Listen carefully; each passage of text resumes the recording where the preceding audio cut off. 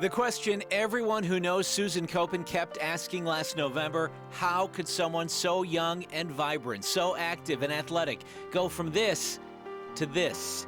And then the haunting thought, would she ever be the same? Let's back up. Welcome back to the early show, everybody. I'm Harry Smith along with Susan Koeppen. After 7 years reporting for CBS News in New York, Susan came home to Pittsburgh and joined KDKA-TV last fall. I'm on Facebook right now. Life was kind of chaotic, but in a good way. Busy with work, busy with her husband Jim, and especially busy with their 3 little kids. And on top of all that, Susan had begun training for a half marathon. She'd just run a 5K in October.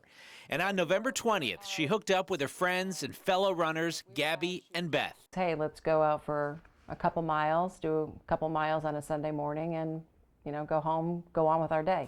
Good plan, at least until the women were on the home stretch here on Negley Avenue in Shadyside. Beth had just asked Susan if she wanted to walk a bit, having noticed she didn't look good. She said, no, old girl's gonna power through. And I said, all right, so we kept running. In fact, Susan surged ahead of her friends, but then, right about here, stopped. And put her hands on her knees and kind of bent over like she was trying to catch her breath. And then she put her right hand back and kind of sat herself back down on the ground and laid down. And I bent over her and I looked down, I said, do you need some water?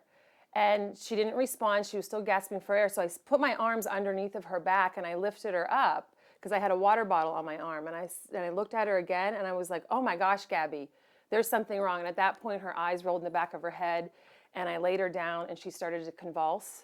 Gabby happens to be a physician, a fertility specialist. As a doctor, you certainly knew how serious this was. Yeah, I think there's an element of denial because it's a friend who's young and healthy, and there's like a bunch of like, this is not happening. But it quickly became clear it was a life or death emergency and they needed help. So they were like going like this to the traffic and saying like, help, help, stop, stop. And then I noticed one runner was down. Down and dying. Vanessa Franco and Ranmal Samara-Singha pulled over to find Susan in cardiac arrest and turning blue.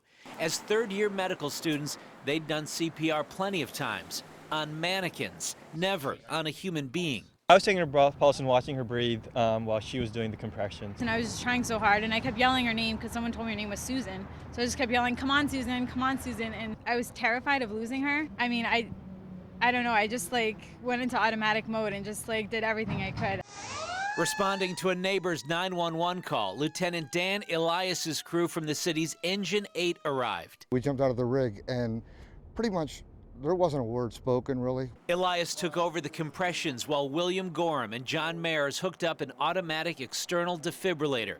They shocked Susan's heart right there on the sidewalk. But even after, to Vanessa, it didn't look good.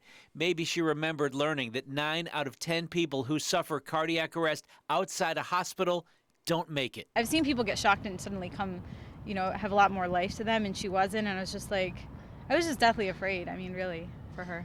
Everyone there was afraid, except for Susan. It didn't really happen to me. It did, but it didn't.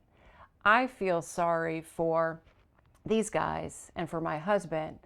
They were with me. She was cradling me in her arms as I was dying. That's something she's never going to forget, and she's not going to get that out of her mind. And my husband ran to the scene and saw me on the ground. He's never going to forget that. They can't get it out of their minds, but for me, it was just black.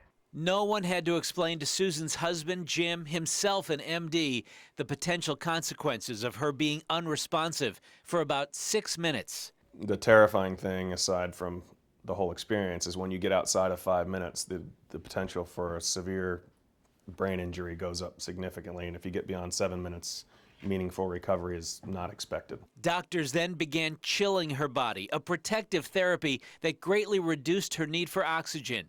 Her fate would be a mystery for at least 24 hours. That whole time frame, I have no idea what's going to be at the end of it. I don't know if her brain function is going to be, is it going to be Susan, or is it going to be some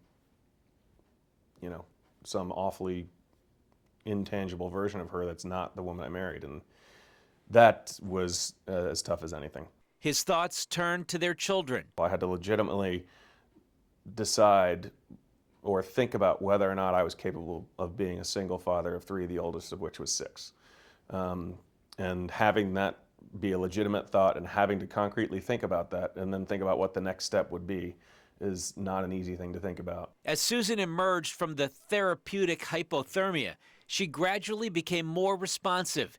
Jim was there when her respirator was removed, and she spoke for the first time. How you doing, baby?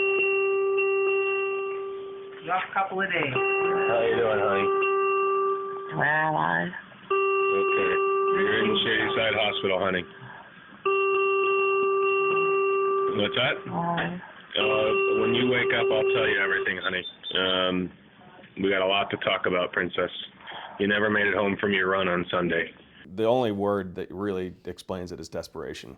I went from that to being the happiest man on the planet because I realized we had just been lucky enough to survive through something we had no business surviving through. We talk about it a lot, Yeah, which sure. actually is therapeutic. Yeah. You know, I have not gotten emotional at all about it, but sitting here with these guys and knowing that, you know, we just went for a run that day. We're just 3 moms chugging along. And, you know, I went down for the count. How does that happen? Wow. But I'm here. Obviously, it wasn't my time.